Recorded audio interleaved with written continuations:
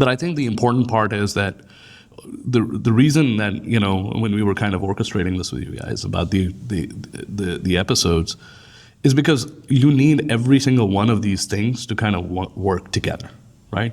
And identity ultimately is at the core of everything, because you can't do strategy and risk if you don't manage identity workflows properly. You can't do governance and compliance if you don't manage identity workflows properly. You can't do application security if you don't manage identity workflows properly, right?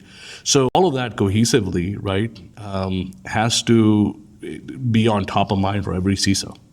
Like, they're contending with all of these. And a lot of times, you talk to a CISO and you're talking to them about identity.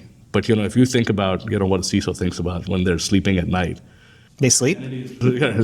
One, they don't sleep, but what are they thinking about? I mean, they're thinking about compliance and governance, and they're talking about architecture and engineering, right? They're talking about resiliency, and they're thinking about resiliency of their organization. That's why they lose sleep, because, are they resilient or not? So you kind of bring all that together, and it's very hard to dissect this in one go. And I think giving it some time and understanding that there's all these different pieces, but they all have to come together. They have to work together. And that's how I think about my cyber team here at RSM as well, that we have specialists in each one of those areas, right? I'm not an identity specialist by any means, right? I'm an operational technology specialist. That's what my bread and butter was. But you need engineers, right? You need identity professionals. You need penetration testers. You need, operations managers, right? You need governance and compliance specialists and strategy specialists.